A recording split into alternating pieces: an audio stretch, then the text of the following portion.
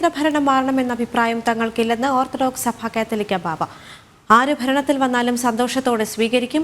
ഇപ്പോഴത്തെ സർക്കാർ മതേതരമല്ല എന്നൊരു അഭിപ്രായം തങ്ങൾക്കില്ല. ഓർത്തഡോക്സ് സഭയ്ക്ക് സമദൂര നിലപാടാണുള്ളതെന്നും കാത്തലിക്ക ബാവ വ്യക്തമാക്കി. വോട്ട് രേഖപ്പെടുത്തിയതിനു ശേഷം സംസാരിക്കുകയായിരുന്നു അദ്ദേഹം. നിങ്ങൾ ആഗ്രഹിക്കുന്നുണ്ടായിരിക്കും, ഞാനത് പറയാൻ തയ്യാറല്ല. പുതിയ എംപിമാരും സർക്കാരും ഒക്കെ വരണമെന്ന് പറയുമ്പോൾ പുതിയ എംപിമാർ ഇപ്പം എല്ലാ എംപിമാരും തീർന്നല്ലോ, ഇനി വരുന്നവരെല്ലാം പുതിയതാണ്.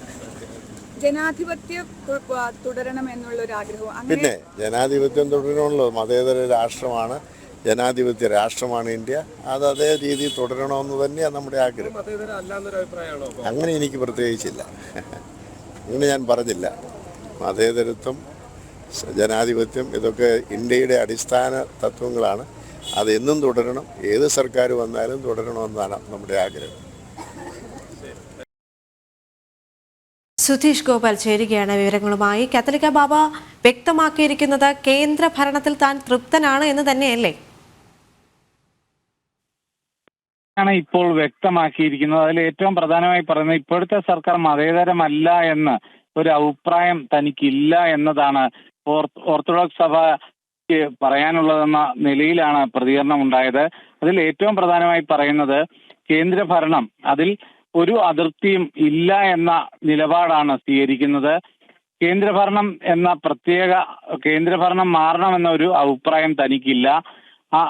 ആര് ഭരണത്തിൽ വന്നാലും സന്തോഷത്തോടെ സ്വീകരിക്കും എന്ന ഒരു നിലപാട് തന്നെയാണ് അവർ അറിയിച്ചിട്ടുള്ളത്. അതിൽ ഇനിയും വരുന്നവർ എല്ലാം തന്നെ പുതിയ എംപിമാരാണ്.